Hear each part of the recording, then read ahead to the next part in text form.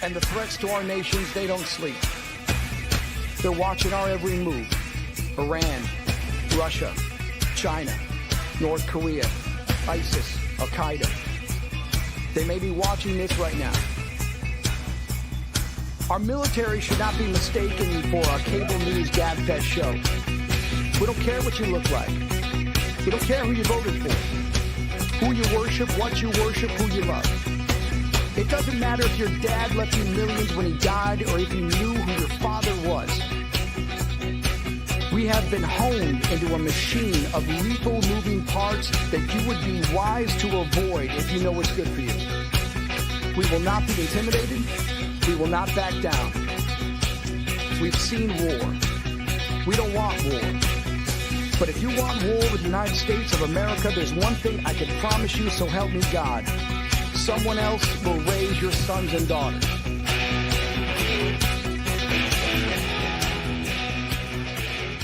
I want to make it clear that the views expressed by our hosts are not considered the official stance of MBR Views.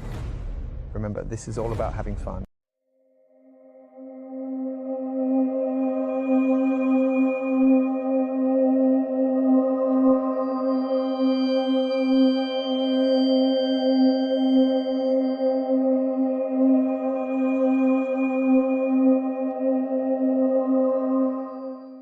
Opinions expressed in this program are those of the speakers and do not necessarily reflect the views or positions of any entities they represent. Find us on the web at mbradio.us. Hi, welcome to the show. This is the Into the Weeds podcast of Military Broadcast Radio. I'm Alora, and today I'm doing my first ever solo show, so bear with me. We're just trying our best here. That being said, we're going to be doing like a generalized news episode talking about like kind of some of the stuff that's happened within the past couple weeks. And I have some good stuff for you. I don't know if you can tell, but I changed the set just a little bit. So that it can reflect more so me. We got little Danny over here in the corner. I kind of like girled him up. He used to have his ears pierced, or like he still does. I just couldn't find any cool earrings. I couldn't find the ones that he normally wears. So anyway, yeah, we're just kind of vibing. So that being said, we have some cool stuff to get into. And the first thing that wasn't even on my list of things to talk about, but is pretty significant news, is just a couple hours ago, it was announced that Joe Biden is actually officially dropped out of the race and has been replaced with Kamala Harris. We are going to get into a little bit of politics later, but generally speaking, I try and stay out of politics a little bit. I'm still trying to figure out exactly what I believe and everything. I would say I'm definitely a little bit more left than the majority of the people that are on this platform, but that's totally cool. But regardless, man, I'm excited to hear that he has dropped out, because I think everyone knows that it was kind of like elder abuse at this point. I mean, like, he was just clearly not doing well. I don't particularly like Kamala though either. So like, I don't know. I guess we'll see what happens. That being said, I see a couple people are coming in.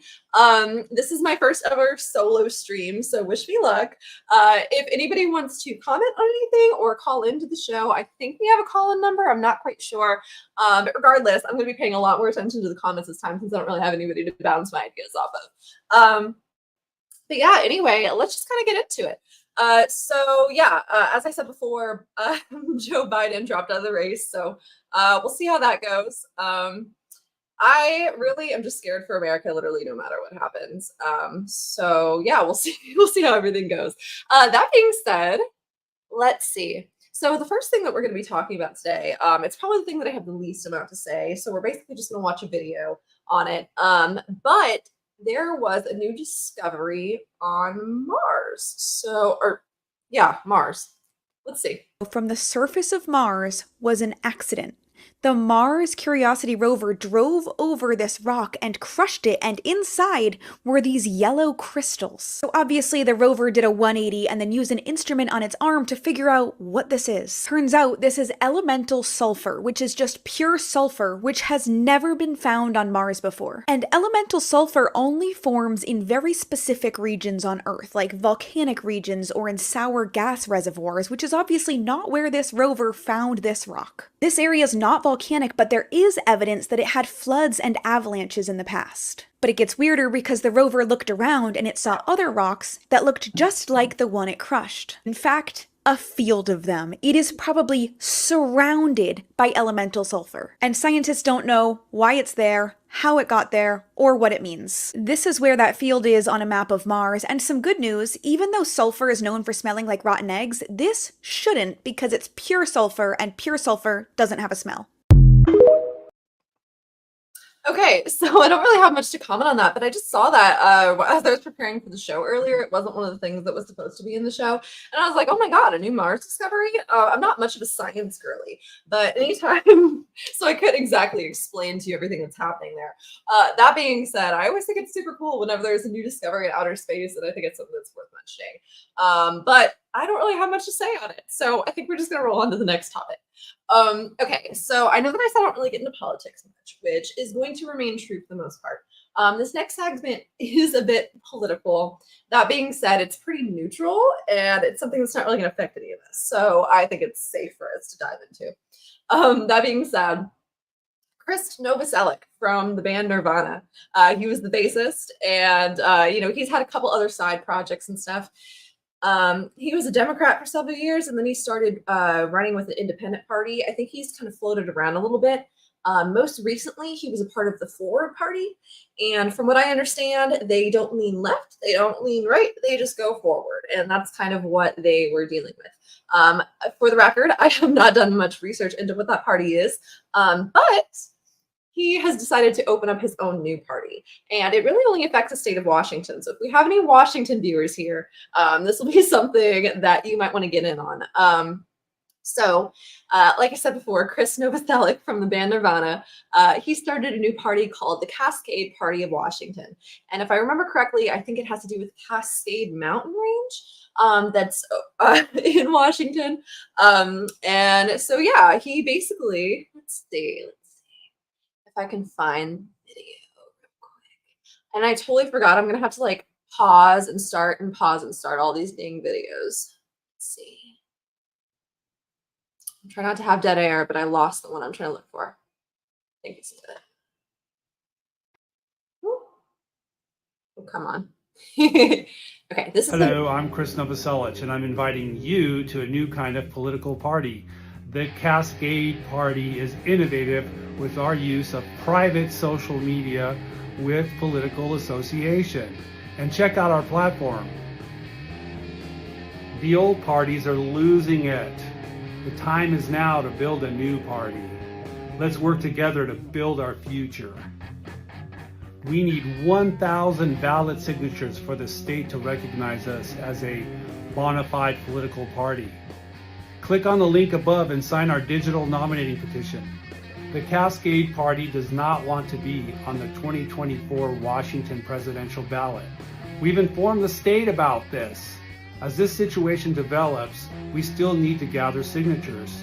Washington state registered voters, sign our digital nominating petition in the So I'm going to pause it real quick because I don't really know what the rules are for YouTube, and I know that we're not monetized, so I don't really have to stand by the monetization rules, but I also don't want to get in any kind of trouble by playing all of these all the way through.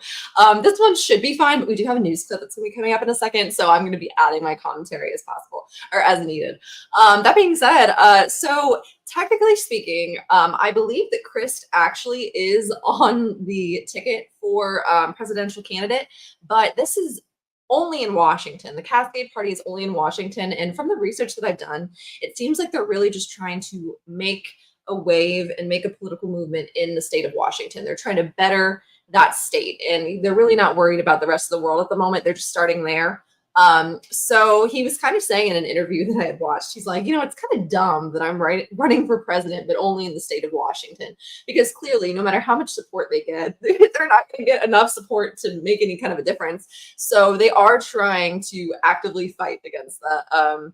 I like, as he said a second ago, there's some sort of a rule stating that if you are a party that you have to present a presidential candidate for the race, and they're trying to say that no, we don't want to do that. We just want to sit here and we want to do our political activism in our own little group.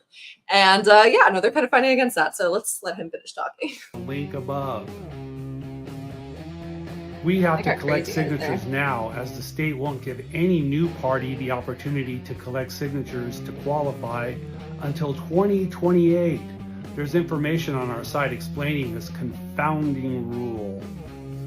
The Cascade Party of Washington needs 1,000 valid signatures by the end of July to qualify as a bona fide minor party. Click the link above and sign our digital nominating petition today. I'm Krist Novaselic, and thank you for watching. Y'all are gonna think I'm crazy, but why is he kind of fine? Okay, anyway. Doesn't matter, but no, he got some crazy eyes going on. But yeah, so the Cascade Party of Washington, it seems to be an independent party. I did a bunch of research on it, and there's so little that is actually available. I'm going to show you guys a couple more videos, and then I'm going to get to reading a little bit on their website. You know, personally speaking, I tend to be more in the middle. I grew up very much on the right, and then I started to grow up and kind of look at things through a different lens. Something that I'll mention because I'm kind of running off by myself right now, but I am a queer person. I'm just one of the girlies, I guess. So I know there was a reason I was trying to bring that up, but I don't remember.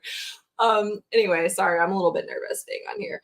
But yeah, I grew up a little bit on the right, and growing up and just discovering who I am as a person, I've started to lean a little bit more to the left, but I'm still pretty central. So I always love the idea of people trying to make a movement in the middle. I like the idea of an independent party. And a lot of people make the argument of how independent votes count kind of against everything because most of the time they don't really even count. And I think that is a valid statement, but I really think that we need to push for that kind of reform where people can be able to just be in the middle and they can have, you know, different views on things without having to 100%, you know, go for a certain party.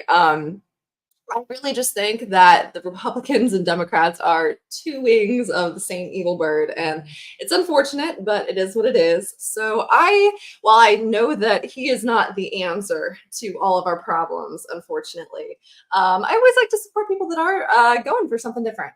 Also, I'm going to have to look into the dates exactly, but they're going to be running these conventions for the next couple days. I think the last one's going to be on the 27th, which is actually Gypsy Rose's birthday, as well as some of my friends.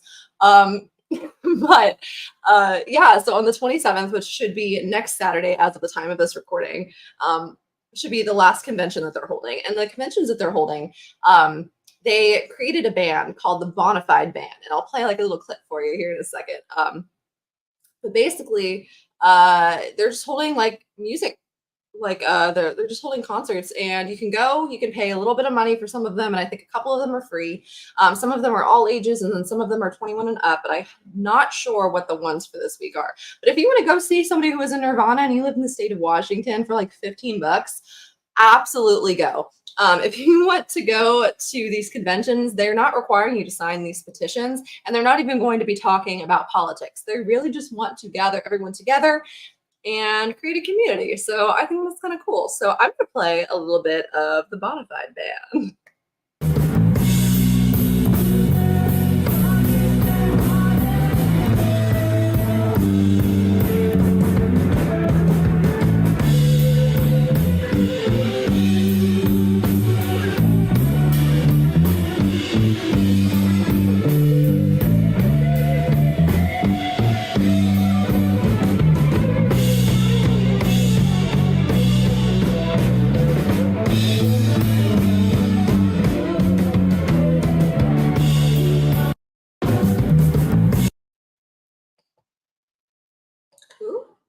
So that's that. Not too much. I just want to play a little bit of the music. I don't think that should get us in any trouble for copyright since it was just a few seconds. But yeah, no. So just going to be, I believe the members of the band are, darn it, I can't remember. It's like an amalgamation of like 3 different bands, and I cannot remember for the life of me the names of the other 2 bands. But the drummer for one of the bands that's involved is actually in Pearl Jam. But unfortunately, I think he's actually working with Pearl Jam right now, so he's not part of the Bonafide party, or the Bonafide band. So I'm pretty sure that the only actual person that you would recognize would be Krist Novaselic, and I feel like such a fake fan. I literally have a print of Kurt Cobain on my wall, and I also have like a bunch of Nirvana t-shirts and the whole 9 yards. And honestly, up until I started looking into this, I probably would have forgotten Krist's name off the top of my head. And it's Krist, not Chris. It's Krist. I don't remember what country he said he was from, but he's from a different country, and he actually ended up living there for like a year or two, right before Nirvana started, maybe like in his late teens, early 20s, something like that. And he said that it was really good for him culturally to just see what's going on in different parts of the world. So let's see. I've got a news clip right here talking about more, talking more about this band. I'm so sorry. I'm not used to this by myself. Anyway. Novaselic's love for music started at a young age. I've always been a music fan. Since he can remember, he listened to 8-track tapes with his dad. And I would listen to all the great rock and roll music. And then he started making his own music. And we started this band. It was called Nirvana. And we just wanted to make music and not be mainstream. There he is. Also, side note, isn't it kind of funny how like their intent was to not be mainstream with it, and then you think of like the actual definition of like a mainstream rock band, and like it's just Nirvana.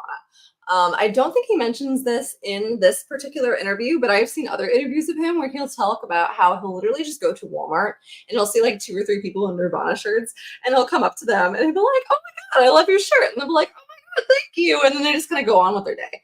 And honestly, like I said beforehand, before this, I totally would have just walked past him and thought nothing of it and just thought it was a cute little interaction. But I just think that's really fun. But anyway, I'm going to keep going. To do something new and something different, and we took the influences that we grew up with and we made this new kind of music. A new kind of music that would start the grunge movement in Seattle in the late 1980s, changing the music industry as we knew it.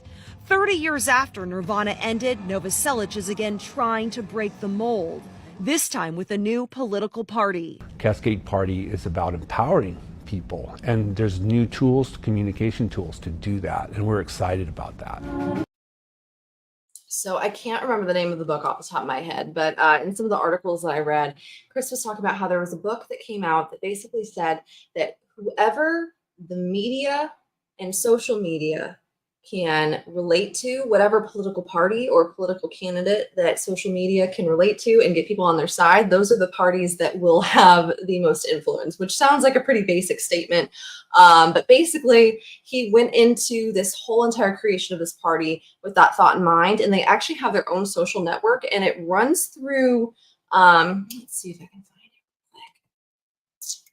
It's not on this other page I have. Okay, I'm not going to ruin myself trying to pull it up. But yeah, they run their own private social network.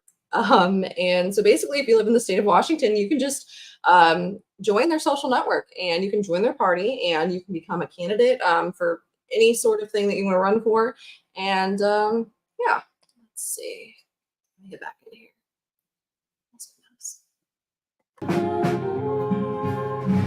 To get people excited, he launched a new band called the Bonafide Band. And we need to get 1,000 ballot signatures to qualify as a bona fide party. So these shows are basically political conventions, but there's not going to be hardly any speeches from the stage. We're not going to go up there and just clobber people with a bunch of rhetoric. Just basically, please sign the petition if you want to see a new party in Washington State. From the west side to the east side, they'll perform across the state, including in Novaselic's hometown of Aberdeen for World Music Day. We're just going to... Does that little riff almost kind of sound a little familiar to you? It doesn't sound like it's exactly Smells Like Teen Spirit, but I listened to a little bit more of this clip somewhere else, and yeah, no, I love it. I think they're like kind of fusing like some of the Nirvana songs and some of the other people's songs together, and I love it. I fucking love it. Make music. And Also, real quick while I'm paused, I think it's crazy that they just need 1,000 signatures. They need to collect 1,000 signatures just to make this a party, and I don't know if it has officially gone into effect yet. I have not been able to find that anywhere. I've not been able to find out if they've actually gotten the 1,000 signatures. But it's kind of crazy to me that someone who is literally in Nirvana has to go and try and struggle to find 1,000 signatures. So I'm telling you guys, if you live in the state of Washington, even if you don't agree with all of the things that they talk about and all the things that they stand for, I just think it's great to see somebody else standing up and doing something. But anyway. Try to make people happy and entertain people. And yeah, and if it brings back memories and feelings for people, that's the magic of music. A magic that comes with great joy and also sorrow. What's it like looking back on that time of your life, the time of Nirvana and that era? What's it like to look back on that now? It's bittersweet. When I think of like when Nevermind came out in 1991, and then when Kurt died in 1994, that was like 3 years. And it seems like that time span was like 10 years. Like there was so much going on. There was so intense. And then the way it ended, it was just like devastating. 2024 is especially hard since it marks 30 years since the untimely death of Nirvana frontman Kurt Cobain. I just connected with like Pat and Dave and Francis, and we just remembered and just kind of connected and reflected, and you survive that thing. You know, I'm trying to imagine being a part of such an iconic band, but just thinking that would have been when he was back in his 20s. This was 30 years ago. So he's lived more life since this band than he lived by the time that he was in and left this band. And it's just so crazy to reflect on something like that. And I don't know. It's just like, in every single interview I've seen of him, it seems like he just kind of wants to talk about the party or talk about his views or different things, and people just keep bringing Nirvana into it. We have actually reached out to Krist, and as much as I love Nirvana, if he ever reaches back out to us, we would just like to talk about, you know, what he's got going on now. So I think it's interesting they keep bringing up Kurt Cobain, and I don't think it's really the appropriate time to discuss it here. But I've had conflicting feelings over Kurt Cobain over the years. I don't know if anyone's ever seen the documentary Soaked in Bleach. It's very informative, although it's controversial. I've kind of gone back and forth between whether or not I believe Kurt Cobain did what they say he did. There's a lot of suspicious things with Courtney Love, but at the same time, I find it harmful as someone who's lost multiple people to suicide. You just feel conflicted. It's like, if he really did die that way, not that they're not going to ask him anything about that in this interview, by the way, but if he really did die that way, it's just really sad to have so many people question it over the years. I mean, I've seen t-shirts with his note on it, and it's just absolutely wild to me, but I'm sorry. I'm just pausing so I don't get in trouble. You just deal with it, and then you count your blessings and be positive for what you have and who you have, and just that's life. A life that for Novaselic has come with blessings, heartache, and always music. Holly Menino, Como News.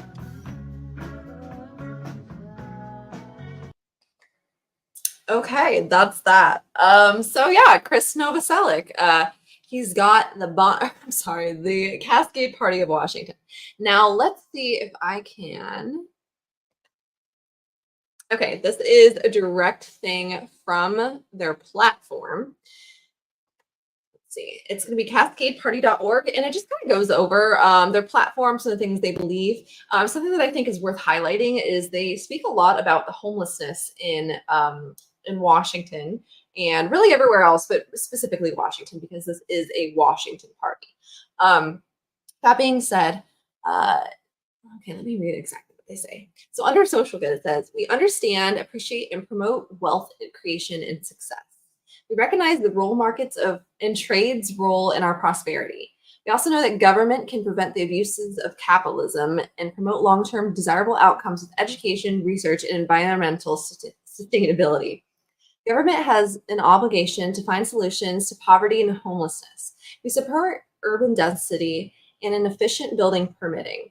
They support care pathways for individuals experiencing chronic addiction and debilitating mental illness in our streets, fund law enforcement and diversion programs like drug court. So that's just one little part of that. I do want to say, though, in an interview that I had watched of his, he did state that if he's going to provide help to the homeless population, they're going to require them go through a drug screening first and make sure that they remain sober. Now, on one hand, I do understand that. As somebody who has friends and family that have both struggled or are in active addiction, I can understand how helping people that are addicts can be difficult sometimes. But I don't know how I particularly feel about not offering any help to those that are addicted. Again, it's super, super difficult to love somebody that has an addiction. But at the same time, I feel like everyone needs our help. And I don't know. I don't really know what to say about that. So that's something I don't necessarily agree with them on. But I do really like the fact that they are at least trying to help out the homeless population. Another thing that I don't know how I really feel about is they say that they support a competitive, transparent healthcare market with advertised pricing and they support credit scoring. I have not fully formed my opinions yet on the healthcare system, but I know that this country's fucked, and I know that I have bills out the asshole, literally so crazy. And I've barely gotten anything done. I mean, I did not go to the doctor for several years, so I don't know how I feel about that. But at the same time, I also know that in like Canada and stuff like that, the ER trips, they take forever. I mean, it takes literally forever to even get inside. So there's quite a bit of other things that they advertise on their platform, but unfortunately, it's not super informative. For the longest time, when I first started looking into this, I actually thought it was more satirical. I don't know if anyone's ever heard of Pastafarianism, and that's something that I would love to do a deep dive on soon. I'm actually planning on creating my own channel and doing like more informative, more put together videos, because this is kind of just like we're just figuring our stuff out. But yeah, no, so I want to get my own platform eventually, and I would like to make a video on Pastafarianism. But basically, Pastafarianism started. It's the Church of the Flying Spaghetti Monster, if anyone's ever heard that. And basically, I wouldn't say it was like in 2005, there was a guy named Bobby, and he wrote a letter to Kansas City, I want to say. It was Kansas City, because they were talking about teaching Christianity within the science classes in the schools. And their thought process and their stance behind it was, if we teach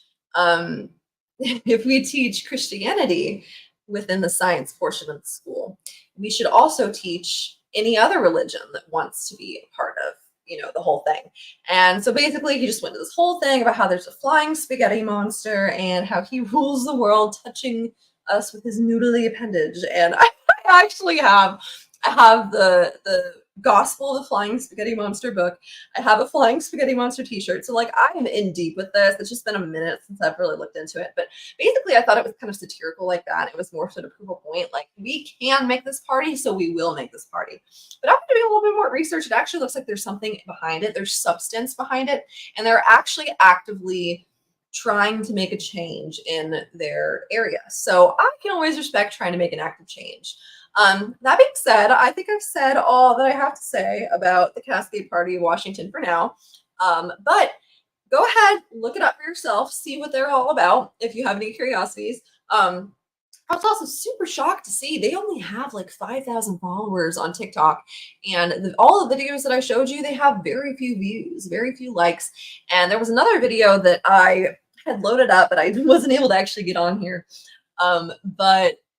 Basically it's just Krist, playing his accordion. He's playing the accordion, and it just says Novaselic 2024, and that's the thing that got the most amount of views. And still, it barely has any views. It has like 1,000 views or some shit like that, which is absolutely crazy to me. So yeah, we're trying to get on this early, see if we can at least get the word out. But yeah, so we're gonna take our first commercial break. And I'm going to be playing A Possible Was a Pistol by Cade Roth and the Black Sheep. If you feel like we play too many of the same songs over and over again, it's because we only have the rights to play certain music. But this is actually my cousin's husband. I've actually never met him in person before, but he's really talented. So that's why we have this on here.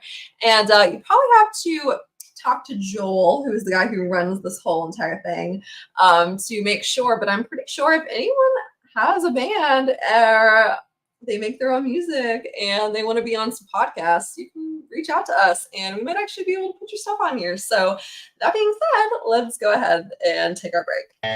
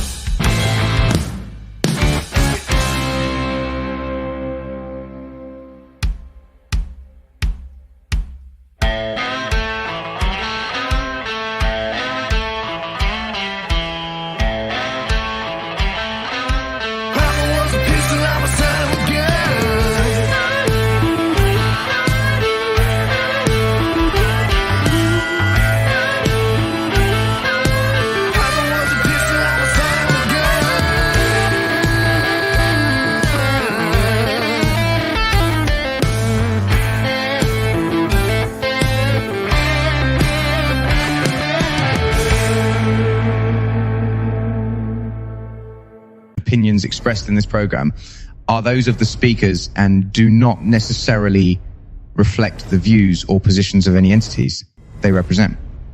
Find us on the web at mbradio.us. Welcome back. That was Papa Was a Pistol by Cade Roth and the Black Sheep. Again, like I said, my cousin's husband. Never met the guy, but he fucking rocks. And that's all I can say about that. Maybe I should re-pick up guitar. I didn't realize nobody knows anything about me. But yeah, hi. I used to be a musician. I kind of like stopped doing it a few years ago, partially because I got lazy, partially because I got into a toxic relationship, and partially just because I don't really know. That being said, I think it would be really cool for me to get back into music, and maybe I could play something sometime, but no promises on that one. No promises on that one. I hope you guys are kind of enjoying this solo show. I don't see any comments yet, which is the day when I actually need you guys to come pull through for me, because I don't really know how to do things on my own. That's okay. I've done like I said before, I've done a couple of like TikTok live streams by myself, which have actually been somewhat successful. But the TikTok live streams I was doing by myself, there were a lot of comments. Okay. And then also I have a really bad tendency to like overshare. I'll sit here and I'll like tell you everything about my freaking life. It's ridiculous. So I'm trying not to do that now. I may or may not have had a couple sips of happy juice. So if I'm a little like off, like as comparison to normal, that's why I'm just a little bit nervous coming on here to speak with you guys. But I am absolutely so immensely grateful for every single viewer that pops into here, whether you're in the chat or just watching, if you're sharing, if you're anything. We appreciate you. And my mom's not here to say otherwise, but I know she would not disagree with me. We are more concerned with building a community of like-minded people, or just people that like having conversations, because this show has mostly just been a place where we can have cool conversations with interesting people, and you know, it varies, but yeah. So anyway, the next topic that we're going to be talking about is the Seine River in Paris. So let's see, let me pull up my notes real quick. So let's see. Okay, so the Seine is a river that runs through Paris, and swimming has actually been illegal there since 1923 due to its filth. It's fallen victim to sewage overflow during heavy rain periods, and basically any time that it rains really heavy, it all dumps into the Seine. It's absolutely crazy. So here's a little video real quick to kind of show you what I'm talking about. Oh, of course, I'm just showing you in. Brother, what it looks like. What's that, brother? Yeah, so that's nasty. I just kind of wanted to give you like a little bit of a preface of what was going on. So yeah, that's the Seine River. As I said before, since 1923, is that what I said? I can't remember if it was 32 or 23. Anyway, it's been illegal to swim in there because it's been so freaking disgusting. That being said, the Paris Olympics are actually coming around pretty quick, and there's a place that they are holding all of the other water sport activities, but for some reason they decided that the people that are actually going to put their faces and their entire bodies in the water is going to be the Seine. So I don't know about you, but personally speaking, I could not jump in that river. But the Paris government, or I guess the French government, has been taking a lot of people's tax dollars for about a year now, ever since like the Paris Olympics have been announced. And they have been doing a lot of projects to clean up the Seine. And I think there's somebody that could say it a little bit better for me, because she's actually in Paris. Patty. So let's see what she has to say. Of Paris has taken a dip in. Oh, that's the wrong one. 1 second. The Paris poo protest update from the Seine. It's June 23rd, so it's protest day, and this. I actually didn't mention that. I totally left that out. Yeah, so a bunch of people in Paris are actually really upset that people are using their tax dollars to fund this, because they basically feel like it is a lost cause, and that no matter what you do to this river, it's still going to be so gross that you should not be swimming in it. So they're like, okay, listen, you're not taking the boats out of here. You're not slowing down like the normal activities of this area. So what we're going to do is we're going to shit in the river. We're going to shit in the river.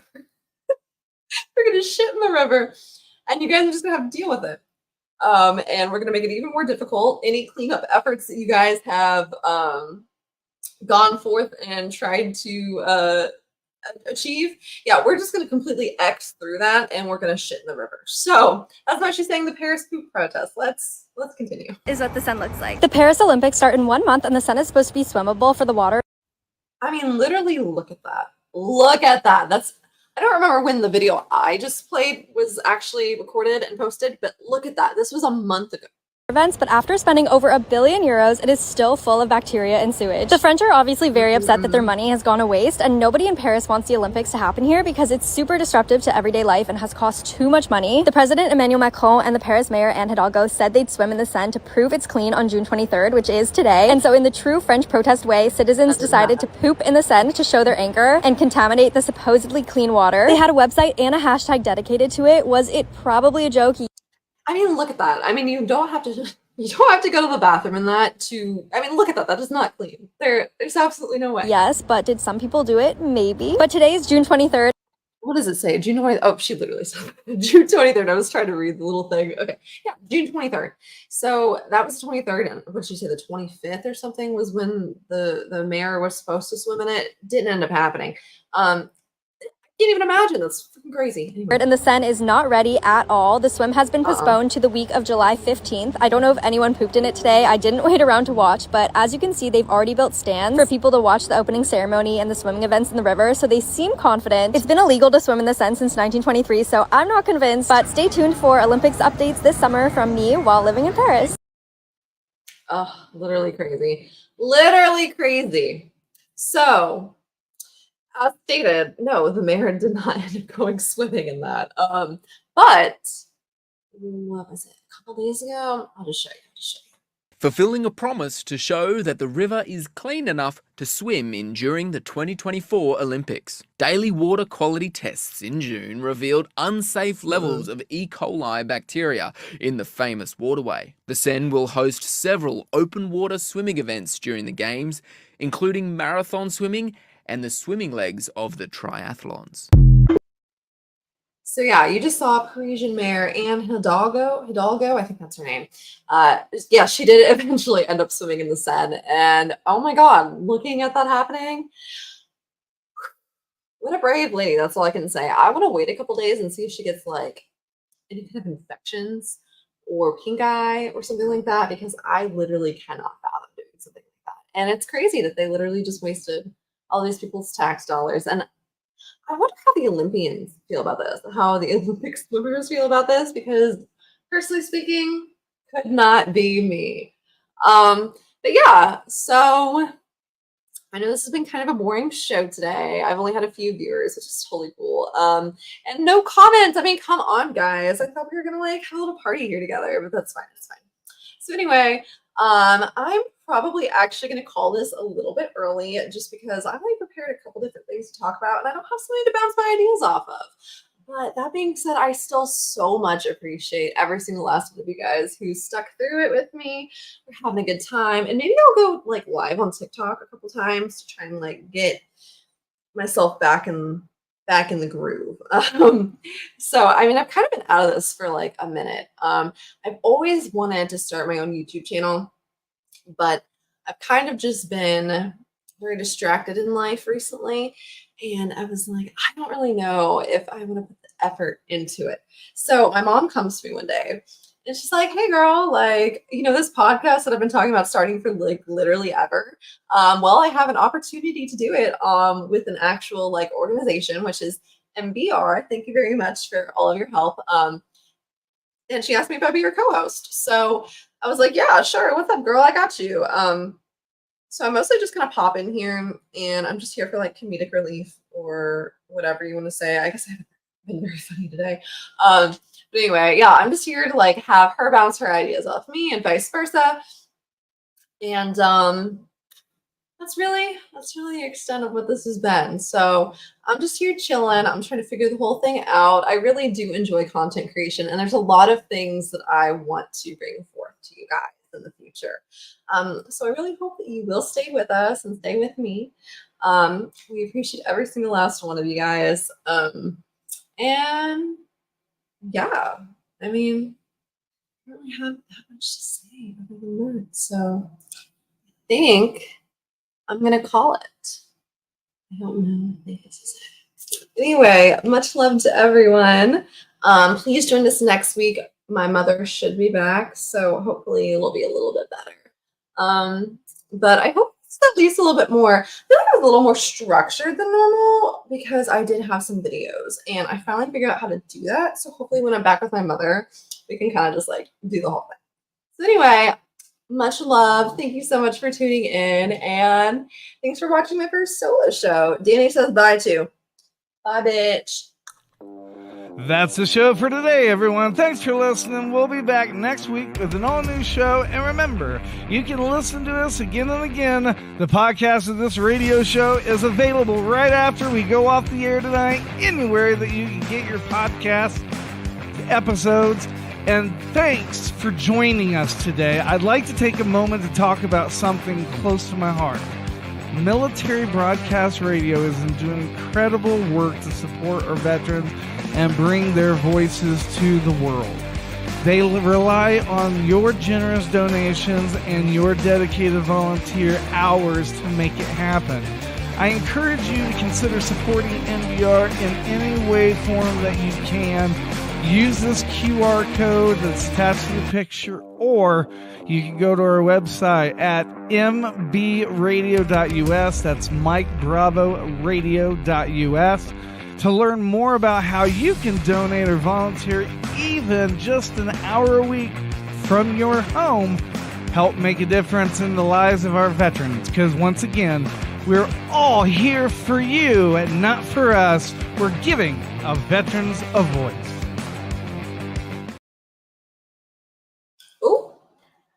I thought I logged out, but apparently I hadn't. But since you guys are still here, I guess I might as well say, follow me on TikTok at Alura Flowers. That's ALAURA, and then flowers.